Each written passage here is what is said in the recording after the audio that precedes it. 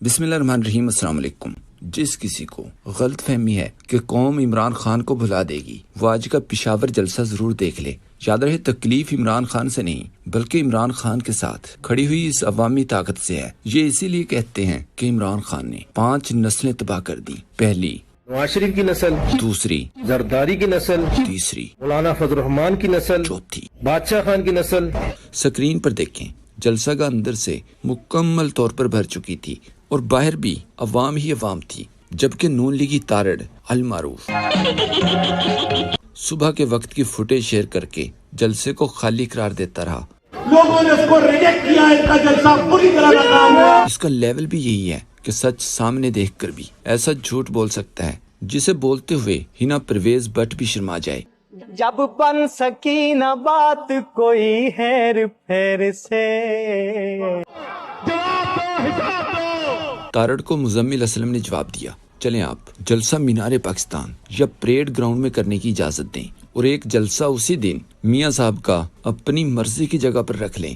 دیکھتے ہیں کس کی نوبت آ گئی ہے۔ آپ کو میاں صاحب کے جلسے میں حکومتی وسائل بھی استعمال کرنے کی اجازت دی، میدان تو سجائیں ایک دم۔ بھری ہوئی پنڈال بھرا ہوا، باہر بھی لوگ موجود۔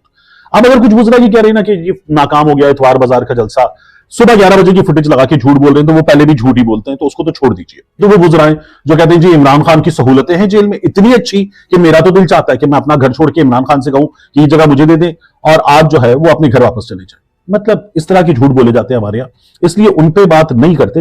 جلسے کی کوریج کرتے ہوئے نیا پاکستان کی طرف سے لکھا گیا، ایک کل نون لیگ کا جلسہ تھا گجرانوالہ میں، ایک آج پی ٹی آئی کا۔ نون لیگ کے جلسے میں مریم نواز، شہباز شریف بھی موجود تھے۔ لامحدود وسائل، بے پناہ طاقت، نہ کسی آئینی قدغن کا ڈر تھا۔ حکومت پر ناجائز قابض، جعلی سرکار کو دیکھیں۔ توبہ توبہ توبہ توبہ توبہ توبہ۔ مریم کی اس تباہ کن مقبولیت پر ہونے والے قبض توڑ تبصروں سے پہلے جان لیں کہ گجرانوالہ میں ایک انڈور جلسے میں یہ فارم 47 کے وزیر اعظم اور وزیر اعلیٰ کی تقریر کے دوران کے صرف 2 دن پہلے کے مناظر ہیں عوام نے مکمل طور پر ریجیکٹ کر دیا۔ تیاری پورے 1 ہفتے سے چل رہی تھی۔ اسکول کے طلبہ، ٹیچرز اور عام عوام کو پورا دن ذلیل کیا گیا، لیکن عوام کا جواب تھا نہ کاکا ہن نہیں۔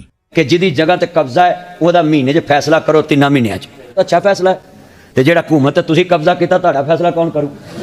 بے شک مریم کی مقبولیت کم ہو رہی ہے، لیکن یہ بھی تو دیکھیں کہ طاقت اور قبولیت کہاں سے کہاں تک چلی گئی۔ جیسے سے عمران خان کی القادر یونیورسٹی بھی مل گئی ہے، میرے پاس آ گئی ہے وہ یونیورسٹی، اور عمران خان کو بھی اس کے پاس بند کیا گیا ہے۔ اب آپ دیکھیں وہ میرے پاس یہاں پر اڈیالہ میں بند ہے۔ اس آؤٹ آف کنٹرول طاقت ہی کا اثر ہے کہ معیشت بچانے کے لیے اب عوام کو بھی سرے عام رگڑنا شروع کر دیا ہے۔ جیسے بقول جمیل فاروقی کے گرمیوں میں ملک بجلی کے بلوں پر چلایا تھا، سردیوں میں موٹر سائیکل کے چلانوں پر چلائیں گے۔ ماشاءاللہ معیشت بہتر ہو رہی ہے، الحمدللہ ملک ترقی کر رہا ہے۔ گجرانوالہ میں مریم نے ابھی جھوٹ بولنا شروع بھی نہیں کیا تھا کہ جو لوگ آئے تھے وہ بھی جانا شروع ہو گئے، کسی کو جیسے کوئی دلچسپی ہی نہیں تھی۔ مریم کی تقریر کے دوران دیکھیں چند کرسیوں پر پٹواری سگریٹ پیتے ہوئے کرسیوں پر کھڑے ہو کر تقریر سنتے دیکھے گئے۔ صحافی طارق متین نے لکھا توبہ توبہ توبہ توبہ۔ لکھا توبہ توبہ، اتنی رسوائی۔ گجرانوالہ میں وزیر اعظم اور مریم نواز شامیانے کے اندر بھی لوگ نہیں، جو ہیں وہ بھی اپنے آپ میں مگن۔ عمران ریاض خان نے کہا کیا فرق پڑتا ہے، نہ عوام کی ضرورت اور نہ ووٹ کی۔ کیمرامین کرسیاں دکھا رہا تھا، ساتھ مریم نواز کو دکھا رہا ہے، ساتھ کرسیاں دکھا رہا ہے۔ آدھی سے زیادہ جلسہ کا خالی پڑی ہوئی ہے، اندازہ کریں۔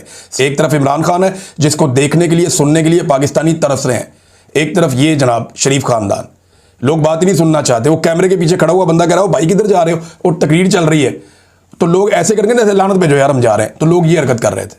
اندازہ کریں آپ یہ یہاں پہ ان کی سیاست پہنچ گئی۔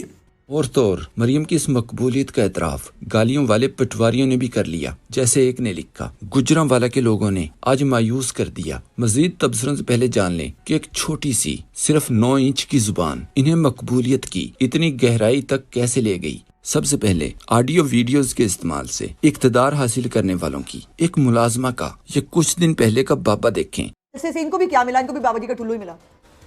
ہاں جی وہی آپ سمجھ گئے ہیں جو میں نے کہا۔ اور اب سکرین پر یہ ایک انڈین میڈیا کی خاتون اینکر دیکھیں، ایک لائیو شو میں عظمہ بخاری والے یہی سیم الفاظ بولنے پر مہمان کو شو سے دھکے مار کر نکال دیا۔ ٹھلو پکڑے گئے، بابا جی کا ٹھلو پکڑے گئے کیا؟ بابا جی گیٹ آؤٹ آف مائی شو، بدتمیز آدمی، اپنے گھر کی لڑکیوں سے ایسے بات کرنا، अपने घर की बीवियों से, अपने घर की बीवी और बच्चों से ऐसे बात करना बेशरम, गेट आउट। एक तरफ जाती अमरा की तरबियत याफ्ता और जब तनकीद की जाए कि ये तो गाली और बेहयाई है तो इनकी तरफ से इस जाती अमरा के कल्चर को पूरे पंजाब का कल्चर करार दे दिया जाता है। याद रहे अज़मा बुखारी के बाबा जी पर शहबाज गिल समेत दूसरे कई लोगों ने इतराज किया था कि बेशक आप जाली चोर असेंबली की मिनिस्टर हैं लेकिन बेहयाई तो न फैलाएं। इस पर अज़मा बुखारी शहबाज गिल को मजीद जलाने के लिए डट कर खड़ी हो गई थी और बाबा जी के ठुल्लू को जस्टिफाई करती रही। अज़मा बुखारी शहबाज गिल को जलाने के लिए ऐसे जुमले अक्सर बोलती पाई जाती हैं और शायद इसीलिए ये मरियम की फेवरेट भी है, जैसे हेलीकॉप्टर वाला इंकशाफ। हेलीकॉप्टर पर चढ़ने का कोई शौक नहीं, उन्होंने अपने बचपन से हेलीकॉप्टर बहुत देखे हैं। या मरियम 500-600 का सूट पहनती है, मेकअप तो करती ही नहीं।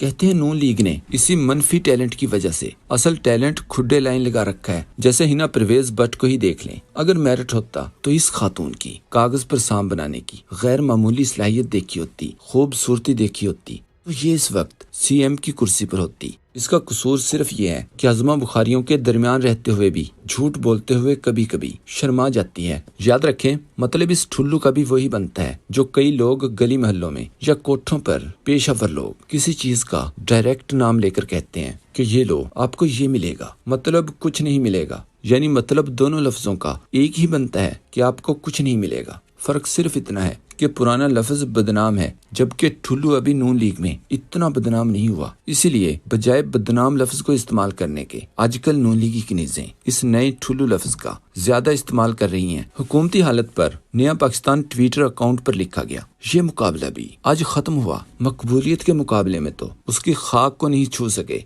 अज़ियतें बर्दाश्त करने का इम्तहान था, वो सरखरू हुआ। नफ्सियात की जंग थी, ज़हनी कंट्रोल की जंग थी। कौन पहले आंख झपकेगा और कौन दिल छोड़ जाएगा। वो जेल के अंदर राब्ते मुनक़ता, मुलाकातें बंद, जिस्मानी सख्तियां सब बर्दाश्त करता रहा। दूसरी तरफ ये थे लामहदूद वसाइल, बेपनाह ताकत। न किसी आईनी कदगन का डर था, न किसी अखलाकी दायरे का पास। घाघ और काया ऐसे कि कभी कठपुतलियों के पीछे छुपते, कभी अवामी जज्बात के पीछे मुकरते, झूठ बोलते, अयारी से काम लेते, सामने नहीं आते थे। यही वो मुकाबला था जो आज इख्तिताम पजीर हुआ। असाब की जंग।